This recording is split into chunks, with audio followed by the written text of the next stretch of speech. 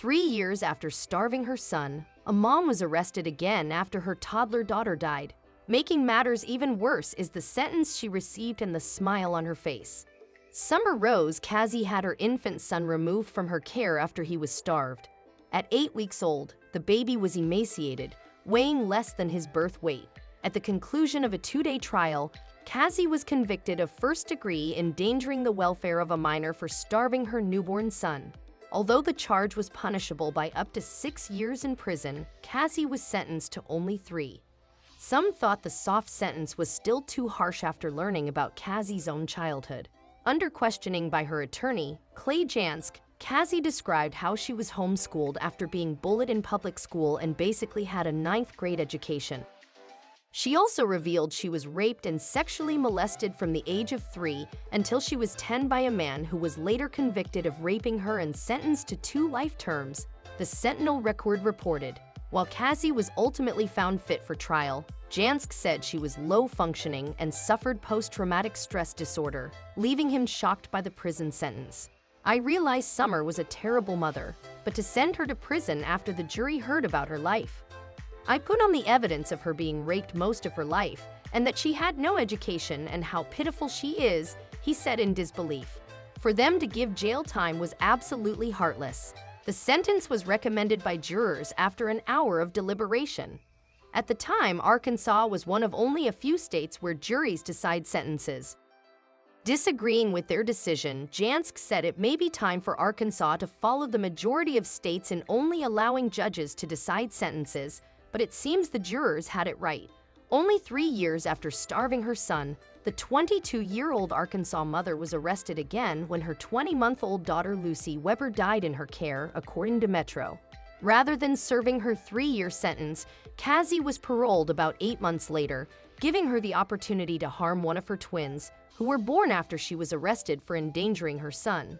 After being called to a home in Hot Springs for reports of an unresponsive child, police arrived to find personnel from the Hot Springs Fire Department performing CPR on Lucy. First responders continued CPR well after LifeNet arrived, according to the Arkansas Democrat-Gazette, but their attempts to revive the toddler were unsuccessful. Lucy was transported by ambulance to a local hospital, where she was pronounced dead, and once again, Summer Rose Casey would be accused of causing the harm that came to her child under her care. During an interview with detectives, Casey said she tried to put the twins down for a nap around 3 p.m. When the little girl refused to stay in bed, Casey put her in a car seat on the floor. She said she strapped both the top and bottom straps of the seat and her daughter began rocking herself to sleep. So she left the twins in the back bedroom, closed the door, and went to the living room at the front of the house. Casey said she went to check on her children an hour and a half later. Her daughter was rocking and even clapping her hands, she said. After another 30 minutes, Casey said she jumped off the couch, having realized she couldn't hear her daughter. She told detectives she ran into the bedroom and found Lucy with the car seat buckle in her throat. As detectives doubted the child's ability to unbuckle the seat herself, Casey finally admitted that she may not have buckled it all the way, and that the car seat was used by her daughter when she was an infant, people reported. Casey said Lucy had never unbuckled the seat before and that she had tied a blanket around the bottom buckle so the toddler would not mess with it. The medical examiner measured the straps and the length of the victim and determined the child could not have unbuckled it herself. Casey was arrested on negligent homicide charges, according to Garland County Jail records. During her trial, Chief Deputy Prosecutor Cara Petro noted that Lucy was placed in an infant car seat for which she was a little too big, the Sentinel Record reported. The seat was only buckled at the top, according to Petro, allowing Lucy to move around and scoot down to the bottom. The toddler got the buckle across her neck where it put pressure on the blood vessels and restricted the blood flow, so she was strangled in a sense, the prosecutor explained, adding that Casey was negligent in leaving the child unattended for so long.